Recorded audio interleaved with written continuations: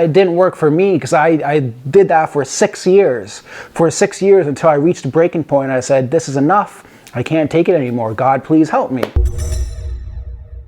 And in this video, I want to tell you my method to quitting smoking and how I got free of the nicotine dependency. First, a little bit about myself. I have over 20 years in active addiction to one substance or another. And I'm here to give back a little bit of what I've learned through my struggles to help those who might be struggling as I was struggling. So I want you to get locked in while I dial this in. Nicotine is such a dependence.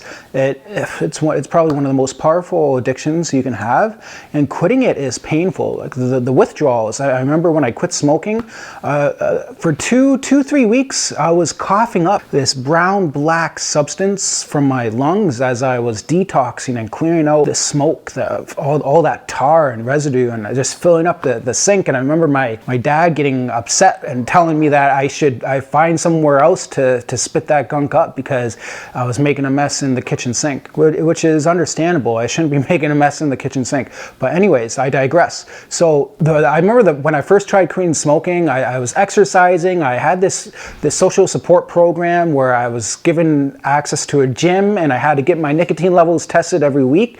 And as long as my nicotine levels were dropping, then I could maintain my access to the gym, and I had a personal trainer. So it was pretty cool. But what was deadly was that after exercising, I realized that having a cigarette after strength training and cardio felt amazing. It felt like it was another high with the endorphins flowing from exercise and then the stimulation from the cigarette. I paired those together, and I think I probably got more addicted to cigarettes from that. So that instance of trying to quit smoking failed. But I had another instance of quitting smoking where I really tried to quit. I was smoking about a pack a day, and I cut down to half a pack, and then I switched to cigarellos. You know, those small short cigarellos, the single pack or whatever, like the cherries, the flavored, and Captain Black. So I would have one of those a day. I quit smoking cigarettes, and I would have one Captain Black a day, and I would just smoke like a little bit 3 times a day. And I did that for a year. So I tried the method of cutting down smoking, and I want to tell you that cutting down didn't work for me. For me, cutting down smoking didn't work. What did work was one day, I remember I got back on the smoking cigarettes, smoking half a pack a day,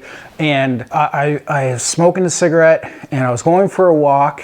My heart was racing, and I was feeling palpitations, and my lungs were kind of like I had a smoker's cough. I was smoking marijuana alongside it, and at that moment I was like, you know what? I'm wrecking my health. This is deleterious to my health. I need to stop.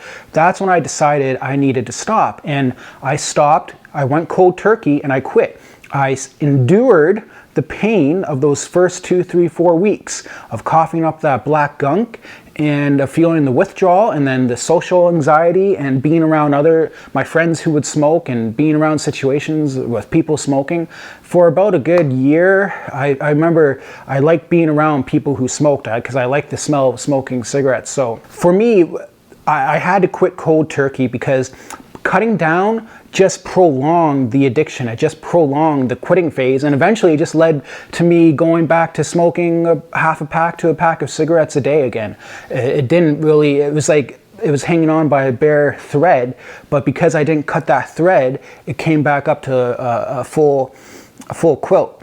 If I can give a piece of advice here for quitting, and if we can extrapolate and apply this to other substances, like I've tried quitting alcohol, marijuana, illicit substances, and whenever I tried to just cut down, it just prolonged my addiction. Like I remember for 6 years out of the last 7 years of my severe dependency to drugs and alcohol, I tried to cut back, and I tried to just get rid of the drugs, and I would drink occasionally, and because I didn't want to let it all go, I just still wanted to hang on to a little bit of that intoxication. That left a door open for all the other addictions to come back in. It left a door for me to walk back into my old habits of addiction.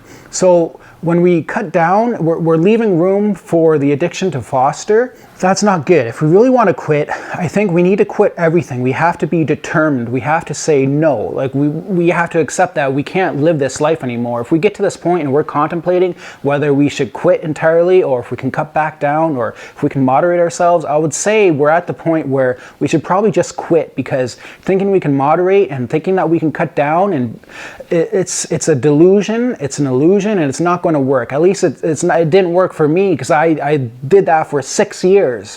For 6 years until I reached a breaking point and I said, this is enough. I can't take it anymore. God, please help me.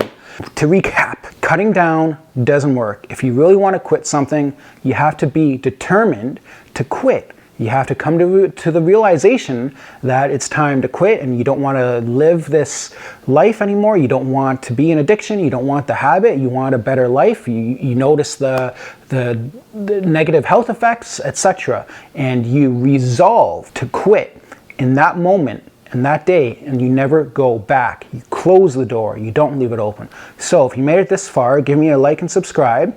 And if you want more, check out this video.